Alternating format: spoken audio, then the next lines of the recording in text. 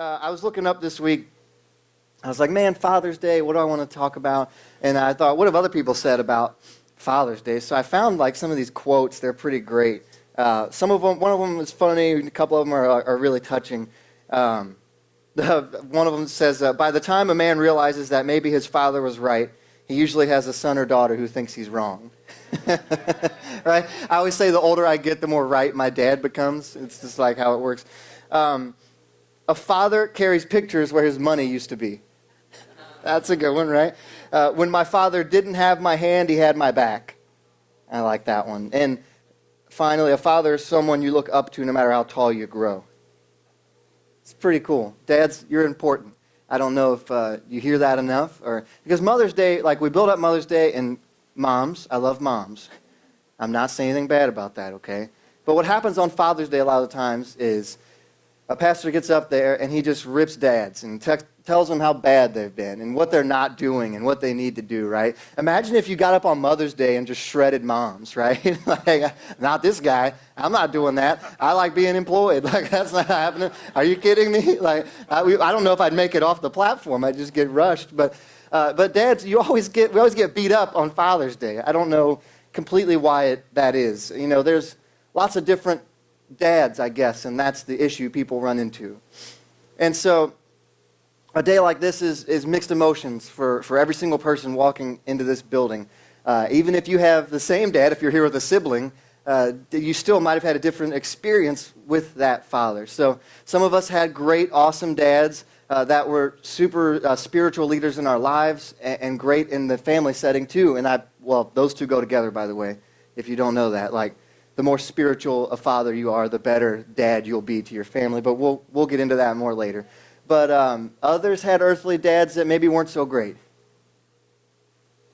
I don't know your story, but maybe there was abuse, or maybe there was neglect, or maybe he wasn't even there. That's a possibility, right? But no matter how good or bad your earthly father was, we're going to take a look at our heavenly Father today. And we're going to see what it means for us to be fathers like him. What does it mean? What does it mean to be a good dad? In other words, you know, all of us are impacted by who our dads were or are. You can't say you weren't, even if you dislike the man as far as you could dislike someone. He still has impact on your life. I have a friend who he parents basically the opposite how his dad did. He says, my dad was not there for me, and so I'm going to be the opposite of him, and that's going to make me a good dad. Well, that's still an influence on his life, right? And in my personal life, I've had an awesome dad. I had two awesome parents, but my dad, happy Father's Day, Dad, by the way. There he is over there. That's extra points on Father's Day. Somebody told, Leah's working in the nursery. She doesn't know, but extra points on Father's Day there for Father's Day from the pulpit. But I had a great dad, so I can't complain about the cards I was dealt at all. I really can't. So I've only been a dad for like 18 months. And so for me to tell you, I'm not telling you how to be a dad from my perspective, okay? I'm not an expert on being a dad. And if anyone tells you they are, they're lying to you, because none of us are really experts in anything, right? But I know I have a father, a heavenly Father, who is an expert at it because he wrote the book about it. He designed fatherhood. He put it together and pieced it together. So we're going to take a look this morning about what it means to be a dad. A couple things that good dads do, okay, they have in common.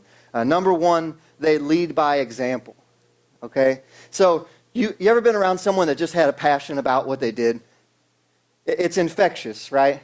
It gets a hold of you, and it makes you want to follow people like that. We're wired that way. We see someone that believes in what they're doing and loves what they're doing, is passionate about it, and we follow them, right? Some of the best commanders, I love history. I love especially military history, okay? Everybody knows who George Washington is, right? Gosh, if anybody said no, I think I would have just like walked out of the building. Okay, so he's a founding father, so I can talk about him. That works. See what I did there? Founding father. I couldn't have done that last week, but this week I have the ability to do that now. Yeah. I wish I had my life, bam, you know.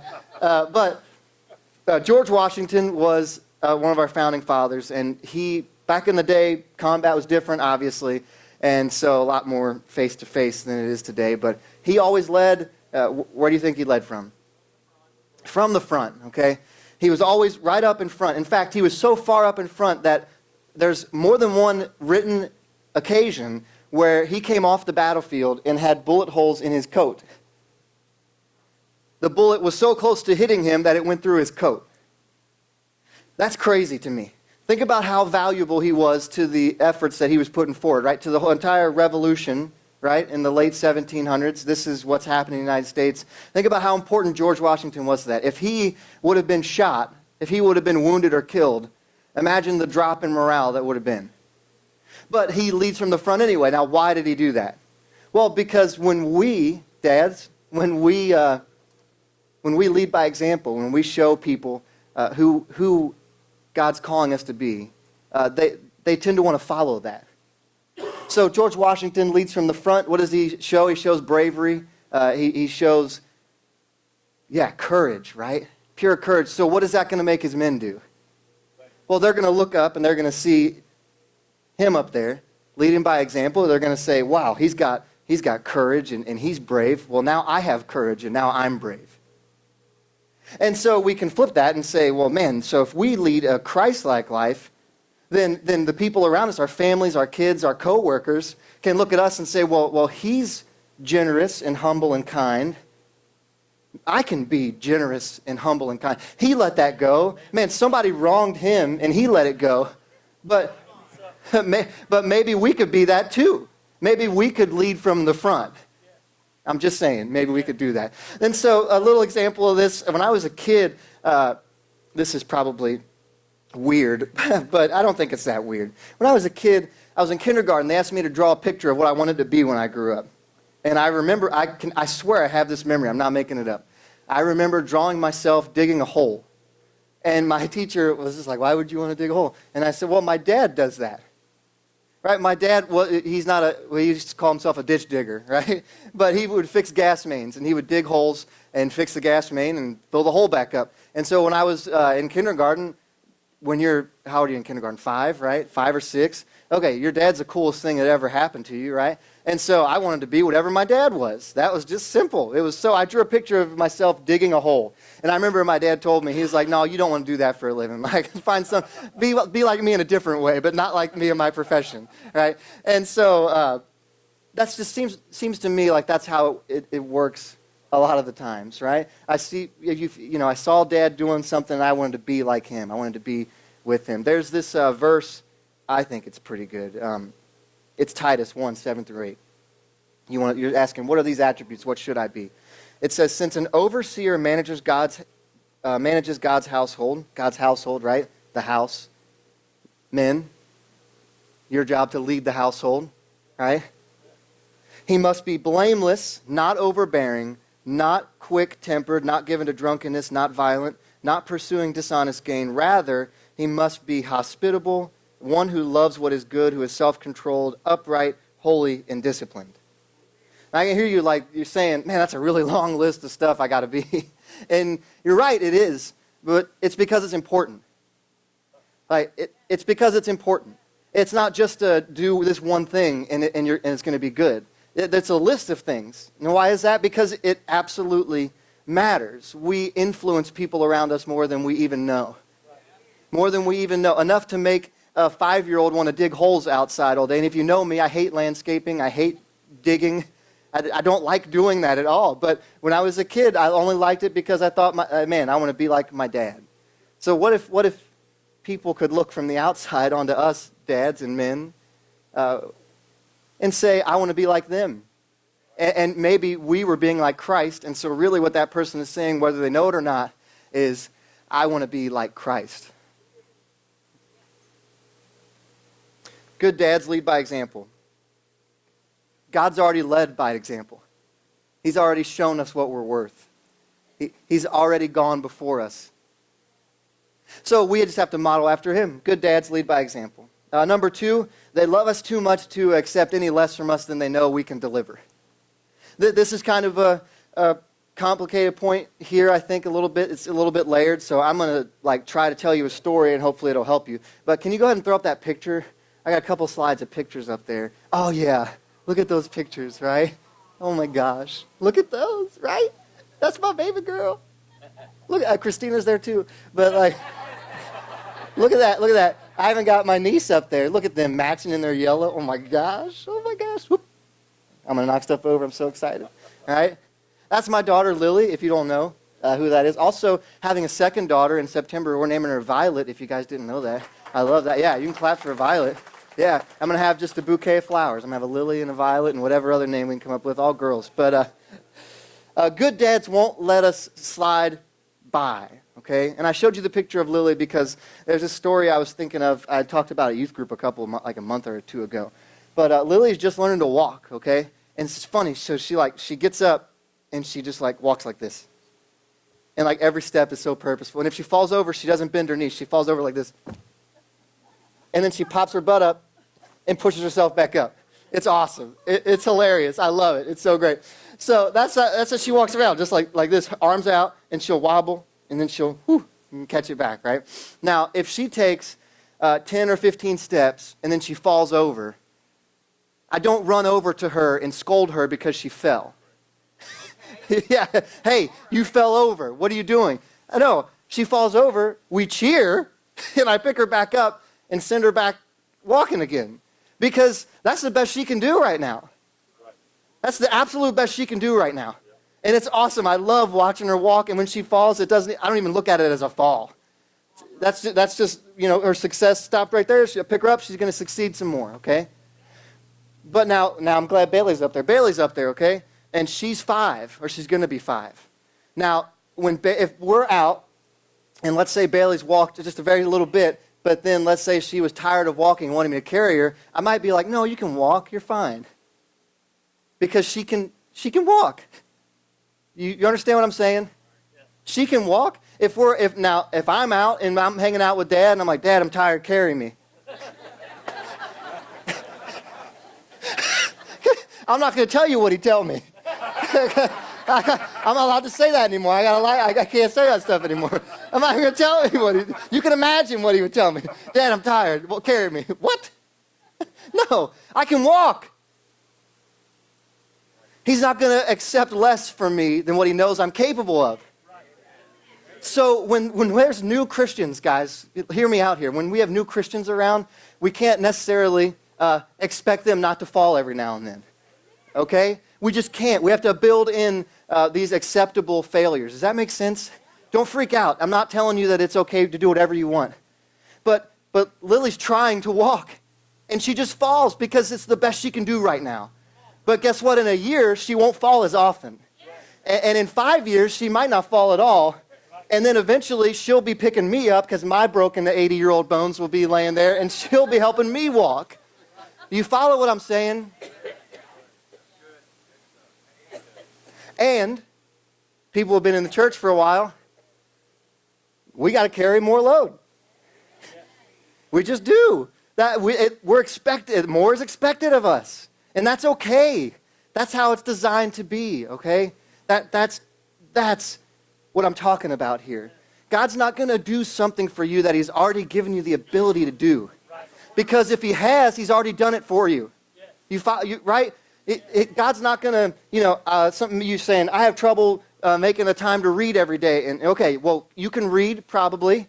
We're blessed to be born in a country where our literacy rate is like 98% or something like that. It's crazy high, which is nuts. But like, we can read. Most of us can read. And so that means God's probably not going to just, at night you hear the voice of Don Carter come in and read the Bible to you, right? Right? Like if you hear that, Don's playing a prank on you somewhere and you need to find him, okay? Tell him Baker Mayfield's no good and he'll break the act and you'll find out what's happening. But you can read, right? Okay, so God's asking you to use what he's already given you. You can work. You get paid for your work. God's asking you to just give back from what he's already done with you. You can breathe into someone's life. You have the influence in certain people's lives. You've already built the networks at your work or at your schools, wherever you live. And God's saying, hey, we're going to use this for us. We're going to use this for his kingdom. Okay? But he's not going to accept any less than what he's know you're capable of. Because good dads push when pushing is the right thing to do, and they catch when catching is the right thing to do. They know. They can tell when, okay? Proverbs 13:24, it says, "Whoever spares the rod hates the children, but the one who loves their children is careful to discipline them." Now, I'm not telling you to go out here and beat your children. Like, don't walk out, "Pastor said I could do this," and whap. Like, that's not what I'm saying, okay? Here's what I'm saying. Discipline, when done properly, is a form of love. Notice I said when done properly, okay? There's a huge difference between discipline and abuse. And I see people all the time who think they're disciplining, but really they're abusing. And I'm not going to go off on that right now. I caught myself. It breaks my heart because all you're doing is teaching a kid that abuse is the right way to discipline someone. It's not the same thing at all. Totally different, okay? But that's our job. It's our job to guide and direct. It's our job. I've seen the result of families that don't have that guidance and direction. And let me tell you, it's devastating. You know, we can't accept the message to be watered down, dads, guys. Like, we just can't. We have to set the example. We can't just say this is okay and this is okay and this is okay and just act like there's no morality. We can't do that.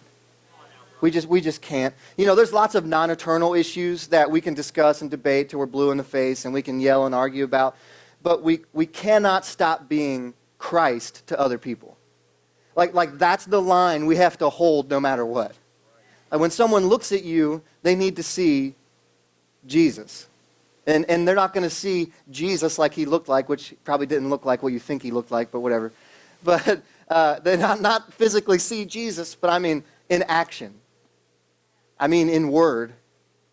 And that's when you're at your best, and that's when you're at your worst too. Good dads won't accept less from the people they love. Number 3, good dads are self-sacrificial. They just are. I can remember when I was a kid, I played baseball, and all I wanted to do, and during the summer, I wanted it to be 3:30 so Dad could come home and we could throw baseball, right? Now, I don't know if you guys know, but it's hot in the summer. Like, it can get real hot in the summer. And Dad, I already told you, he worked outside, and so he'd been outside since like 7, and comes home, and I'm sitting out there with 2 baseball gloves and a baseball, and I want to throw a baseball. Now, as a kid, I didn't realize this, but now that I'm older, I can realize Dad probably didn't really want to throw a baseball. Like, his back was probably hurting, his arm was probably hurting. He probably pulled up and went, "Oh, there he is," you know. But you know what he did? You know what he did, though, in action? He got out of the truck with a smile and threw a baseball with me. That's just what he did. Now, why did he do that? It wasn't because he was driving home going, "Man, I hope Joey's standing out there ready to throw a baseball." Because he loved me. Because he understood that good dads are self-sacrificial. He put himself behind his needs behind my own, right? And it's funny, Pastor Scott's son-in-law, you might know Joel if you've met him. He's an awesome, awesome dude. But he always said, when it was just him and Sarah, Sarah's Pastor Scott's oldest daughter, when it was just the two of them, he said, he's the mashed potatoes. I'm like, what do you mean? He said, well, Sarah's the steak. Like, they want to see Sarah. They come for the steak. And I'm just the side dish. And I'm like, okay, so mashed potatoes, that's not bad. I love mashed potatoes. Like, yes, okay. You could be mashed potatoes. That's cool. Well, what happened was Joel and Sarah had like 3 kids, okay? And so now the kids are the steak, right? And Sarah's kind of the side dishes. She's like the mac and cheese and the mashed potatoes. And then Joel says now he's the napkin, okay? He does, you know, you're not going to eat the napkin, you know, but it's useful if there's a mess around. So, like, you know, he's the napkin now. And that's a good dad. A good dad understands that. And I think that's one of the toughest parts of, like, new fatherhood sometimes is like, hey, it's other people in front of our own needs, right? It's really simple, like, why we should do this. It's because we're called to be Christ-like, and Christ was self-sacrificial. John 15:13. It's one of my favorite verses in the Bible. It says, "Greater love is no one than this, to lay down one's life for one's friends." And I've talked to you guys about this one before, but he's not always talking about dying right now. Like sometimes, unfortunately, there is an occasion where that might happen, right? Jesus had to die. Not because of what he did, but because of what us did. Or what we did, what we did, right? And he loved us so much he chose to die. He chose to jump up on a cross and die. But it also means daily we can die for each other. Like every single day. You can come home and throw baseball with your kid, and that's a little bit of dying for someone else. You're as annoying or as much to the edge as a child or a sibling or someone may have pressed you, you can look at them and still say you love them. You can extend grace to people when they don't deserve it. You can maybe not flip that guy off on the road, right? All right, whatever it is, I always hate it when people say, well, they're telling me a story and then someone offended them and they say, and then I just went off. I hate that. No, you didn't.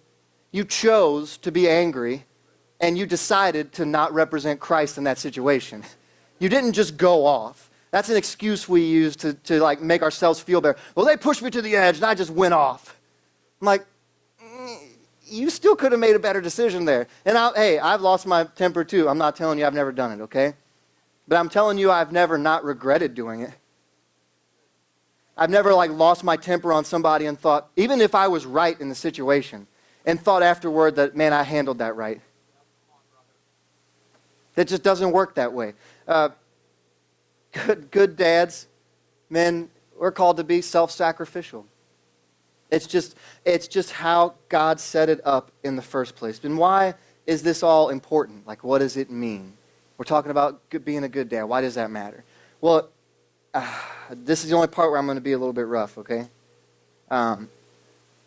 It matters because when we fall short, when we neglect our families, when we go online places we shouldn't, when our eyes wander a little bit too long, when we partake in a habit that maybe we shouldn't, when we lose our temper, when maybe we shouldn't, we actually misrepresent what God designed fatherhood to be. And when we do that, we really misrepresent him. We pervert and we twist and we distort the view of God himself to those around us. Because if you're sitting here right now and you're a dad, especially if you've accepted Christ, if you're proclaiming that you are a billboard for Christ, then you need to be that, or you need to stop saying you're going to be that. Sorry. I'm not. I changed my mind. If you're going to say you're going to live for Christ, you need to do that. Because if you say you are and you don't, you're telling other people who don't know Christ that that's who Christ is. So if you say you're a Christian, but you lose your mind at every moment, and you yell at people all the time, and you're just mean, someone who doesn't know Christ is going to go, why would I ever want to be a part of that? If that's Christ, I don't want anything to do with that. And then here's the kicker. Someone that they know, they have a friend that says, hey, why don't you come to church with me this week? That friend might not even know you. But what's happened is they've already been ruined. They've been influenced by how this Christian has acted around them. And so this friend of theirs who might be a genuine Christian and invites them to, they're going to say, no, that's not really for me. That's not for me. Because Christians, it's a big brush. It's a big brush it paints a lot of people. And I'm not telling you that you should bail. I'm telling you you should step up. Right? I'm not saying bail out. I'm saying think about it. Be a Christ-like representative wherever you go. I work with the students here, 6th grade to 12th grade on Sunday night, and then 18 to 30-ish. We call it 30-ish when we started the group, but we're all approaching 30-ish, so I don't know what we're going to do about that. But so basically from 6th grade to 30, that's the age group that I work with directly. Doesn't mean I can't hang out with other people, which I do, but that's just who I'm called to work with here, right? And The biggest source of pain and destruction that I've seen in the eyes of students and adults, the hardest thing for them to tell me about, the thing that we have to put the most time in to unlock, for them to be able to even talk about, is damage that's been done from a bad parental influence. And it's not all of them. Most of our teens have, students I've come into contact with have good families, but man, I've sat there as kids cried and wept and wondered why their dad didn't love them. So if you want to know why it's important, it's because if we don't show love, guys, if we're not showing love to the people around us, then those same kids that wonder why their dad doesn't love them, also don't believe that Jesus loves them. It's like hand in hand. Do you know how much it hurts to have to explain to someone that God loves them? I wish that everyone just started at that plane. Because it breaks my heart to think that they've been living however many years of their life not understanding that they're worth something. And dads, I know that it sounds like, oh my goodness, we've messed this up. But no, we have a great opportunity to excel in this area. Flip the script there, okay? Yeah, some people have dropped the ball. You're right. But we don't have to. We don't have to. So flip it and think of it this way. Think of the opportunity that you have. Think of the influence that you have. If you are like Christ, the people around you will look and go, man, I want to be more like that. That's an amazing, amazing opportunity. And I got one more thing I want to say. There's strength in emotion, okay? And when I say emotion, I'm not really talking about like losing your mind emotion, okay? That's fine sometimes too, sporting event, whatever, go crazy. I get that. That's cool. I love sports. But there's this like misconception that guys can't be like in touch with their emotional side, right? And I cry like every day. I'm probably a little on the extreme side. I'm not telling you to go cry every day. I'm not telling you that. But I don't do that because I'm sad. That happens because I'm passionate, because I care, because I know that God cares. And there's this verse, it's Romans 12:9. It says, love must be sincere, hate what is evil, and cling to what is good. Okay, now the Bible's not going to tell you to hate very often. Okay? Love must be sincere. That means it cannot be insincere. Hate what is evil. That means don't even toy around with it. You see it and you want it as far away from you as possible. And cling to what is good. Bite with your nail. Cling. Yeah, crawl, cling, whatever you need to do to what is good. Don't be afraid to lead with your emotions sometimes. To show your family, to show your kids, to show the people around you that it's okay to be emotional. Because guess what? Everybody has emotions, okay? It's humanity. It's who we are. And if we aren't modeling an example of how Christ-like men can use those emotions for Him, then all we're doing is we're really like handcuffing our kids. We're not showing them how dad or how a Christ-like man handles these emotions. And so when they get out into the world, they're just going to find someone else to show them how to do it. And I'd really rather them learn from you. I'm just saying, I'd rather them learn that from you than from just some random person on a school bus or a random teacher at school or whoever it ends up being, okay? So don't be afraid to have a little bit of emotion with you. I know that's coming from a pretty emotional guy, but don't be afraid to show that sometimes. If anyone thinks less of you, they probably have the issue. No, I'm going to say they do have the issue, okay? There's strength in being able to properly lead with your emotion. So I always like to leave you guys with a challenge. I'm going to leave you with a story this week too. But lead by example. Don't accept less from those around you. and be self-sacrificial in your life, okay? If you model your life after Christ, those around you are going to want to do the same. They're going to lead. They're going to follow you into the spiritual battle that we're all living in, okay? And I got great news. That battle's really already won, okay? Like, it's finished. Like Jesus said it up on the cross, it's finished, okay? We're just helping to lead people to the way. That's all we are. We're just big neon signs, big flashing signs. Hey, Jesus this way. Hey, Jesus this way, okay? If you're wondering, he's still this way. And along someone's life, they run into those, and then they can know they're still going the right way. We're just helping to guide people through Christ, right? But if you want to know what it looks like, I got this little story for you. I think it's pretty cool. An 80-year-old man, Jimmy, you guys can come on up while I'm telling this. An 80-year-old man was sitting on the sofa in his house along with his 45-year-old son. And the father, a crow landed on their window, like on the windowsill.